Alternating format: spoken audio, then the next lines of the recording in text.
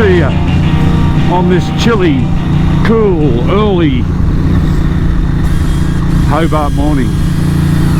I'm on my way to go and have some breakfast with the boys from the Riders of Tasmania, well, select few of us. But what I've got in store for you is a treat especial, as AVE would say. Toine has been back on the tools and provided me with some really good video content. So this is a Ducati 4-valve cylinder head, and it's getting gas flowed. So he's opening up the ports. So this is the process from go to woe, and he sent me all the videos, and there were a lot of videos. There's a lot of files. So I started sort of skimming through them, and I said, hey Toine, did you provide any narrative? Ah, no, just me working. So you're going to have to put up with me narrating over the top of him a little bit, but I'll focus on what he's doing and just add a little bit of explanation where I feel it's necessary. And he made me promise to watch to the end, because he said I do something funny. And fans of this channel will know exactly what he was doing. Anyway, let's get on with it. Come on, Toine, get that 4V Ducati head, tear it apart, and get started.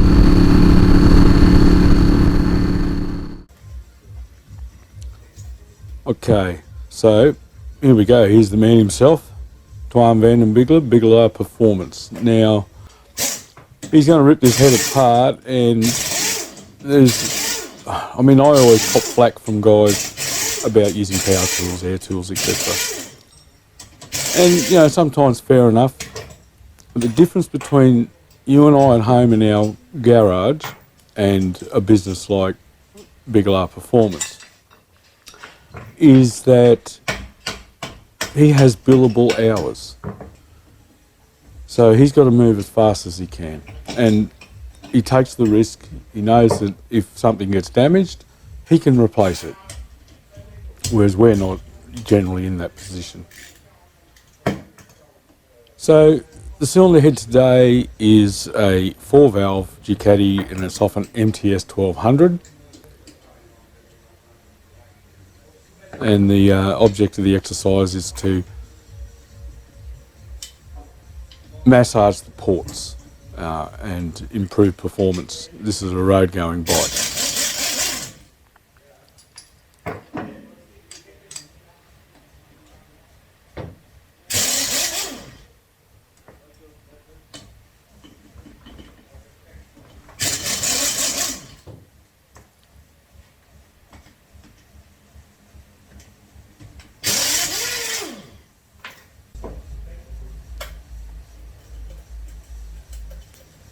So what he's doing now is he's just removing the collets from the closing shims.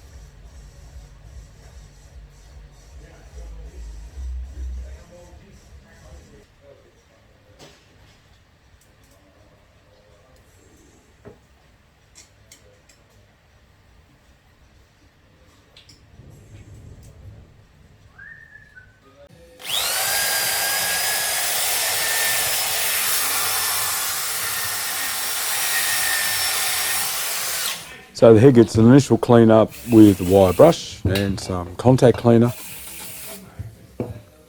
just to get rid of all the initial carbon, etc. Dowels out. And then the gasket face is cleaned up with buffing wheel.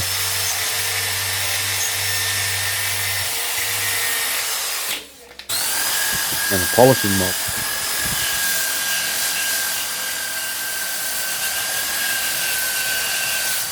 So this is just to prep the surface, make it nice and clean, ready to accept a new gasket when it does go back together.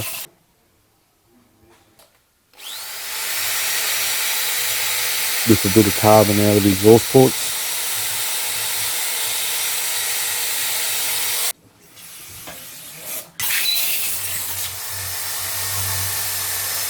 Another quick run over with the mop. And of course the rocker cover gasket face. Being sure that it's clean wherever you've got mating surfaces. Alright, so valve is in the drill and it's just getting a little bit of a clean up with some wet and dry. It's an intake valve, and then into the valve grinder.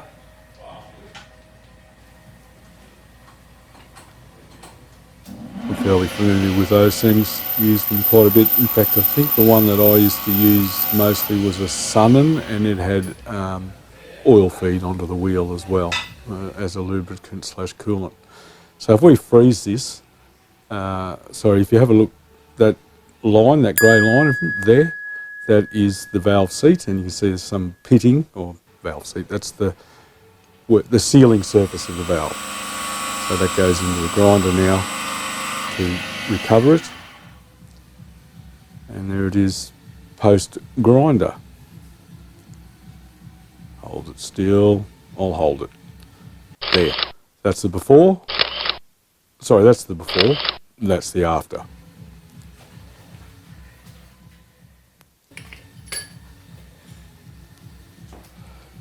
Right, the next job is to lap those newly ground valves into the seats. This serves a couple of purposes.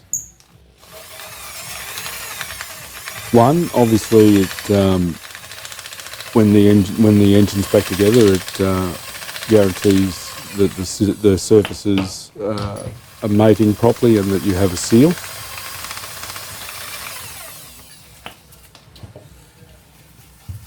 Give it a good scrub.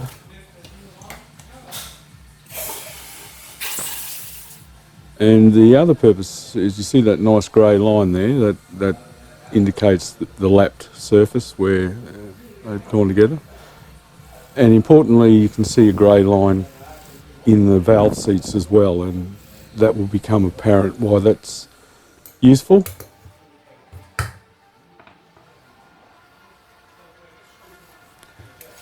Of course, the exhaust valves get the same treatment. Cleaning in between. Lovely. Right, it's ready to start butchering. And here we go, into the die grinder.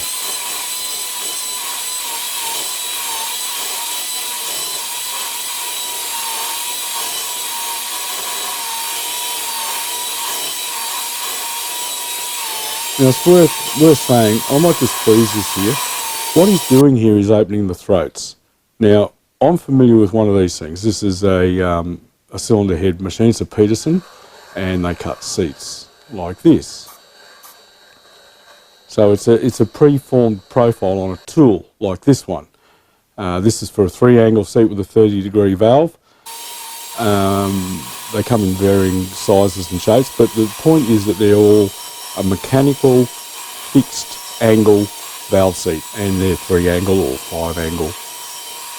What Toine's doing here is he's ripping those throats out, and he's shifting the angle, opening the angle up, and blending it into the port. So essentially he's making that whole throat area larger and smoother. The beauty of doing it by hand and not by machine is that you're not governed by preset angles. You can radius and taper and blend, and by opening it up, it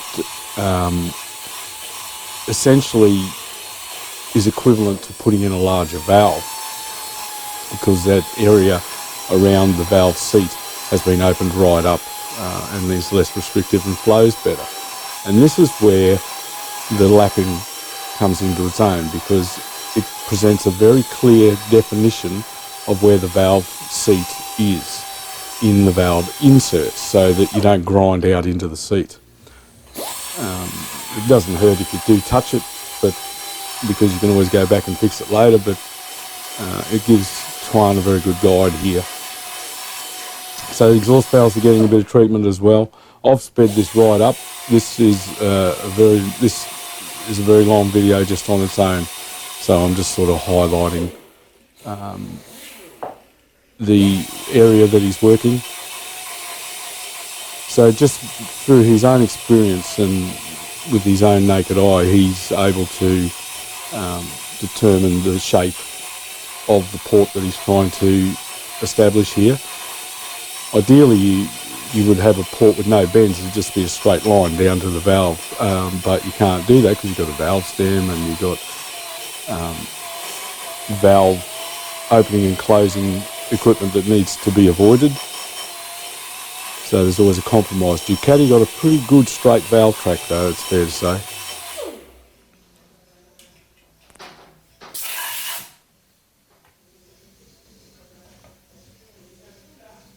And just years and years of experience, just knowing what to look for.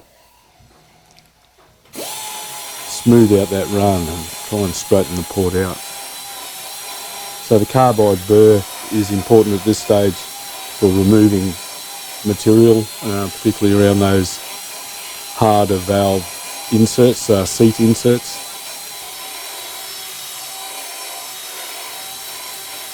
The inlets are the ones that get the most attention because they represent more power gains than you will with the exhaust. In terms of power gains, the expectancy, I guess, on a cylinder head like this for road use is somewhere in the region of about 8%, because the tester spreader cylinder heads on the in the 4-valve designs in the Ducatis are particularly good, and they're already a pretty good port design. So it doesn't remove a lot of material. It's more about smoothing that pathway for the air-fuel mix coming in, and trying to give it a bit of a helping hand on the exhaust side as well. On other cylinder heads, on port ones with a lesser design like mine, you would expect about a 15% increase in performance through going through this type of operation.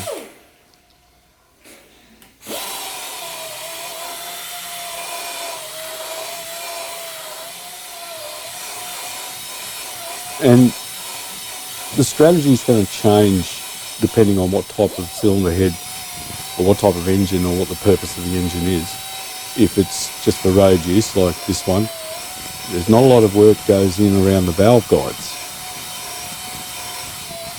Sure, the sharp edges will be taken off and it'll be smoothed out, but the valve guides remain prominent in the port, whereas if it was a racing engine, they would pretty well just remove them, grind them right back. That has pros and cons. The pros are you open up the passageway and it flows a lot better, so you can get more performance from them. The cons are they don't last very long because you've got a very short valve guide and they wear things very quickly.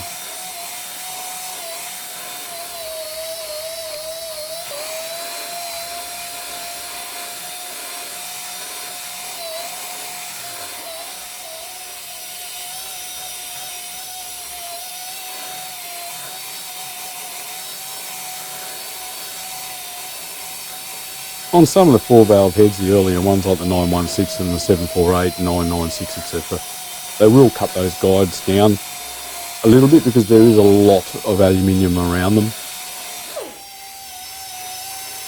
and it doesn't affect the lifespan, so they can afford to remove quite a bit of material in there.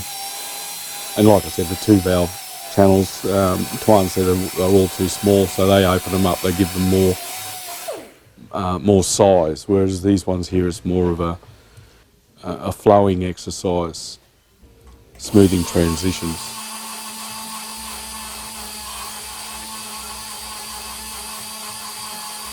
So depending on what type of tune, what type of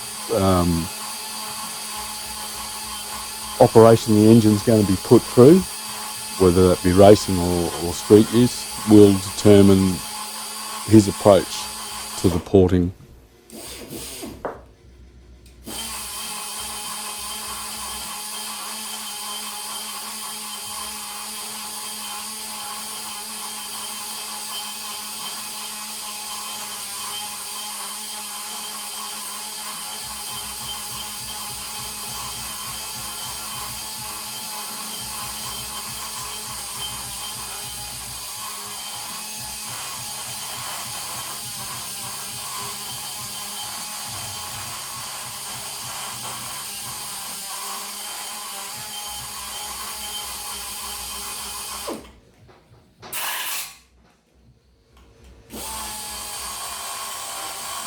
Working up in the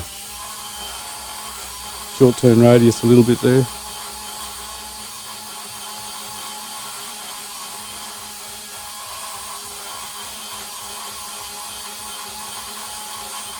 Just blending that nice round, smooth transition from the valve seat back down into the port.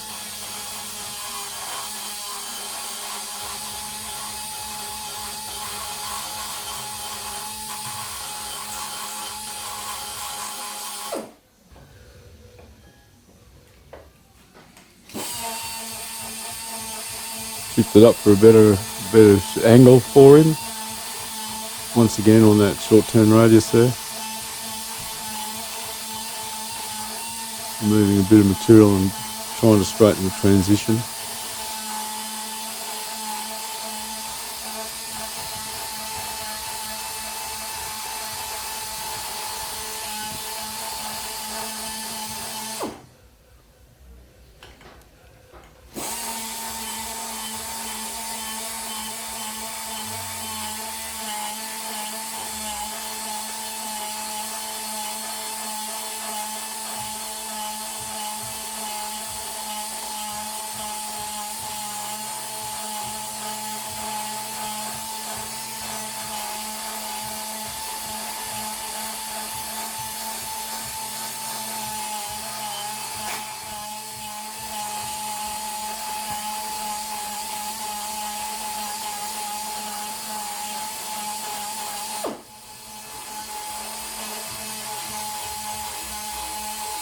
And of course the other side gets the same treatment.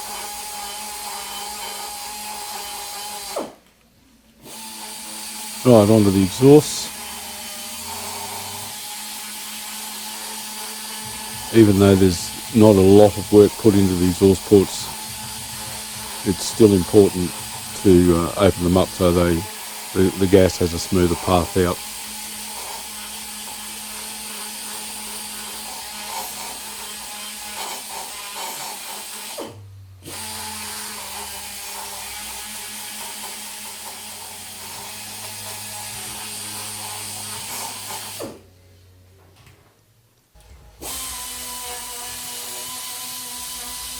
Now port matching with the intake.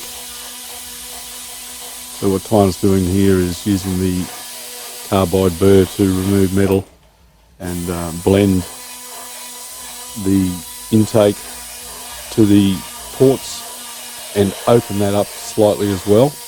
Just improve the angles and improve the trajectory. And he's taken a bit out of the inlet manifold itself.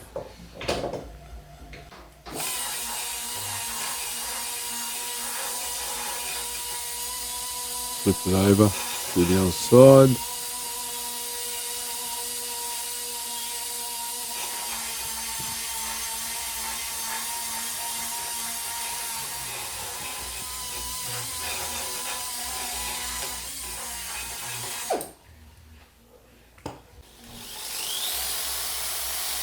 Now, this is what we call a lapping stick. So essentially it's just a bit of round bar with a slot cut in the end, and you wrap emery tape around it and use the emery tape. And of course you can change the grit of the abrasive paper as you see fit.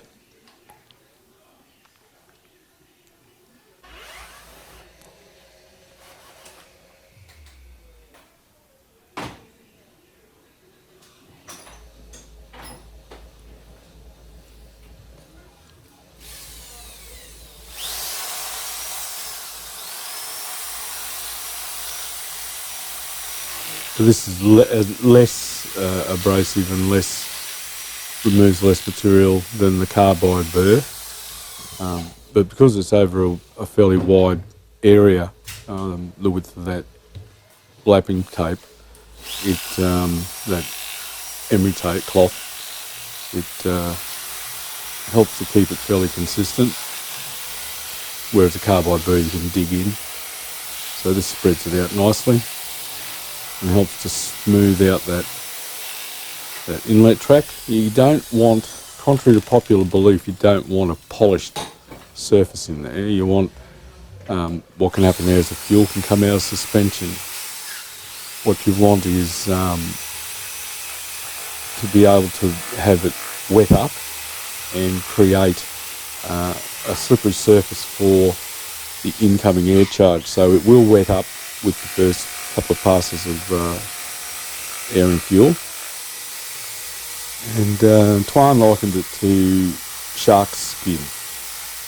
A shark's skin will use tiny bubbles of of air that adhere to the skin of the shark, and that helps it move slippery through the water.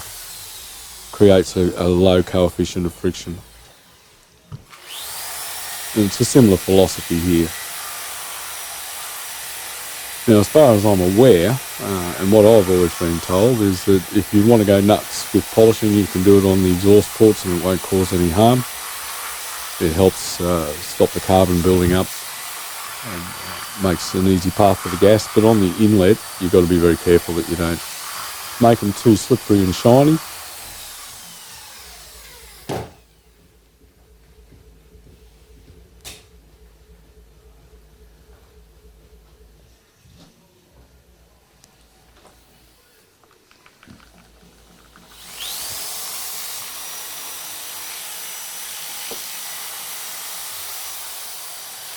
Now, it's fair to say that Toine really does know what he's doing, and all those years of experience doing this has allowed him to have a lot of insight. And almost in his mind, he can almost see what's happening. Well, he can imagine what's happening inside the chamber.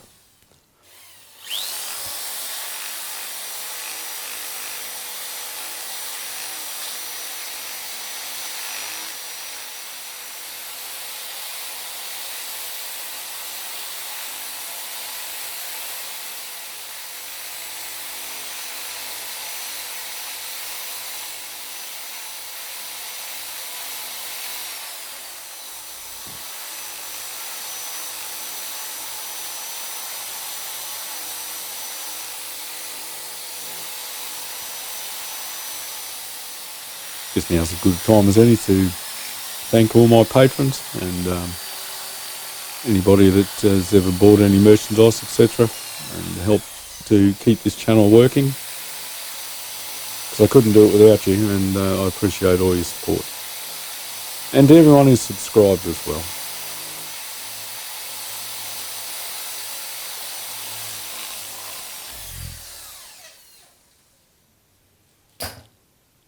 Very nice.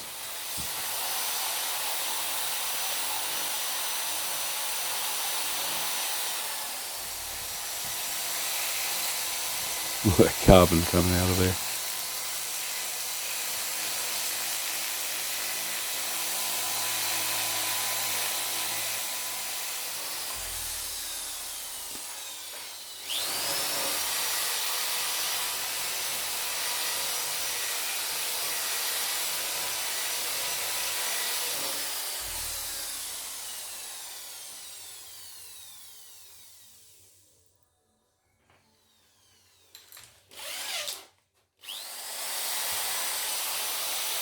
Right, this looks like a bit of Scotch-Brite.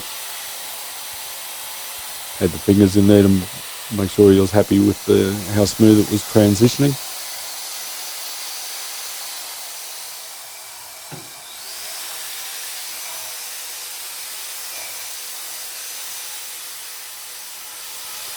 So it starts off with the carbide bit, then transitions to emery cloth, and then to the Scotch-Brite. So it's smoother and smoother, and changes the properties of the surface as you go.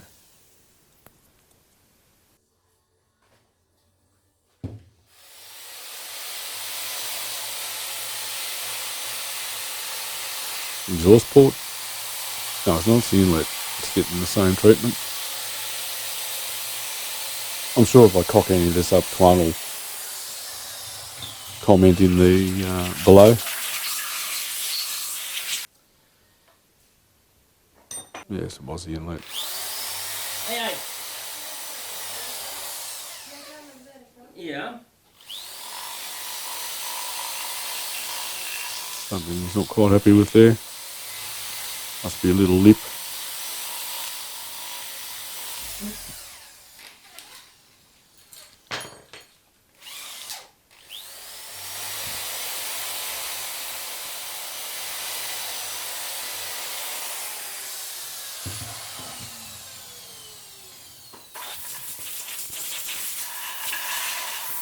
Seems to be happier now.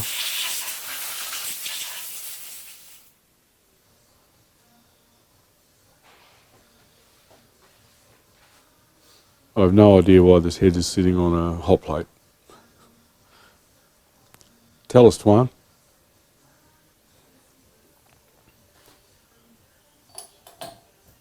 Alright, valves in, a bit of lapping paste on them. This is just to tidy up the seats if there was any damage caused by the emery cloth or anything else.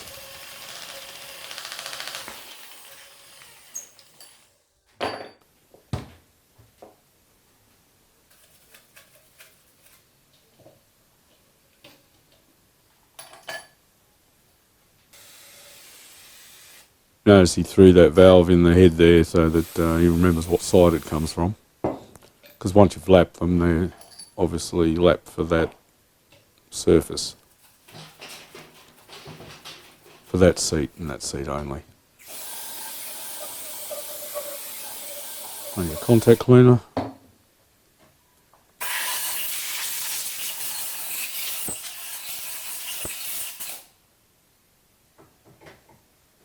Beautiful job. It's like a funnel. Just checking the laps, having a look in the ports.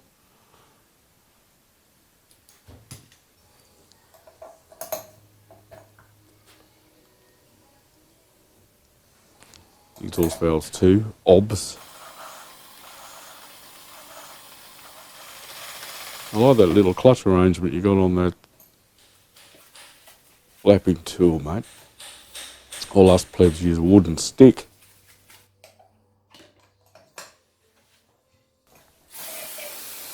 Once again, the right hand valve is hung over the right hand port.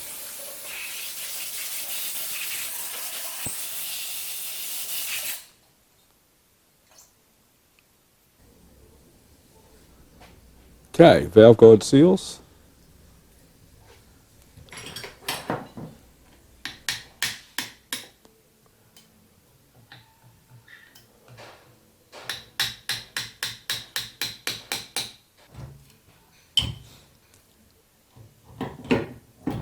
Blue Viton ones.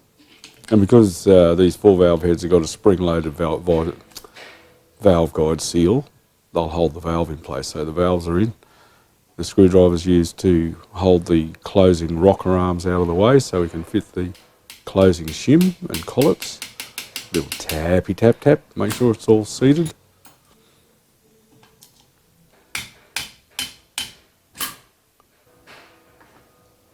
Bit of Motol's finest in with the cam.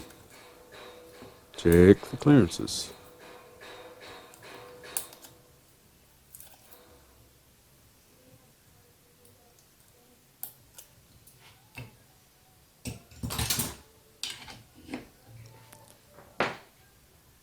Not happy with that one.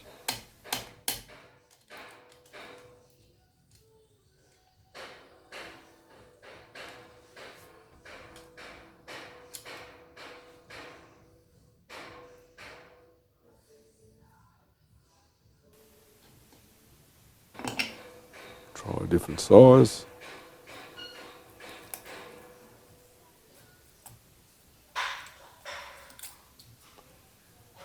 Seems to be happy with that. The fact that you can spin the cam means that you have some clearance. Okay, now for the closing rocker arms.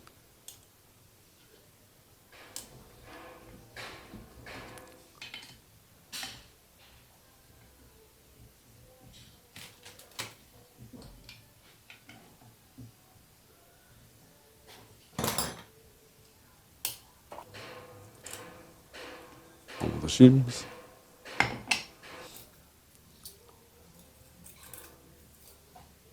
Check the clearances.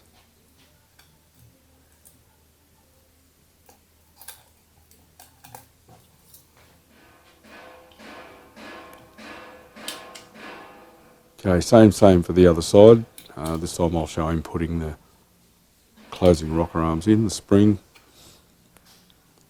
and pin, and then the rocker itself, and then hook the spring in.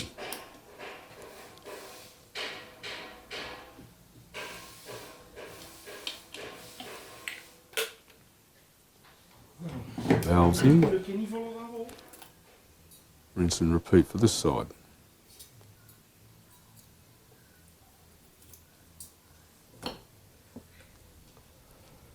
Not happy with it, find one that's the right size.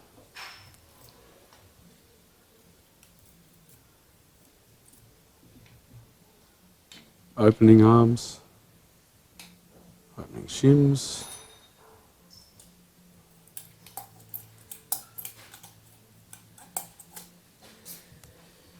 The gravy.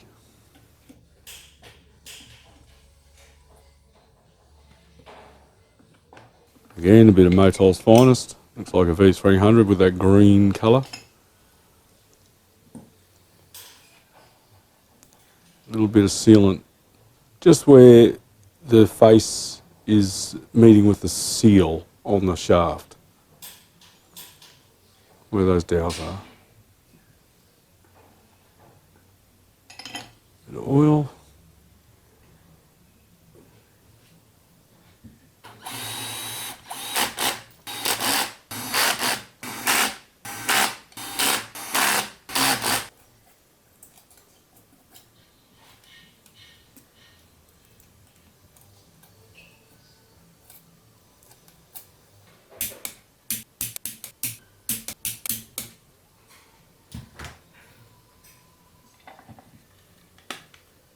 Rocker cover.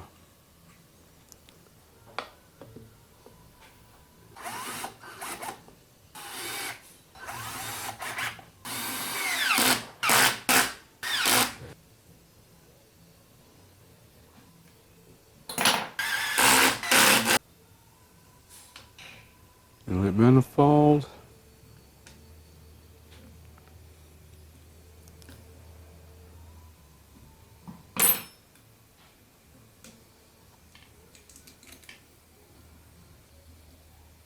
Water spigot.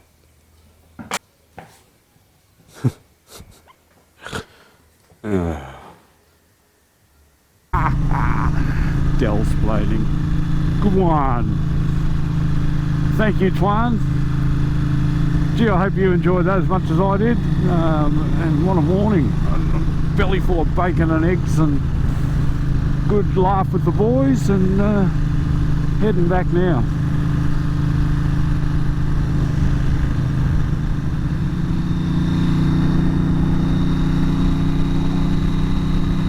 Thanks for watching.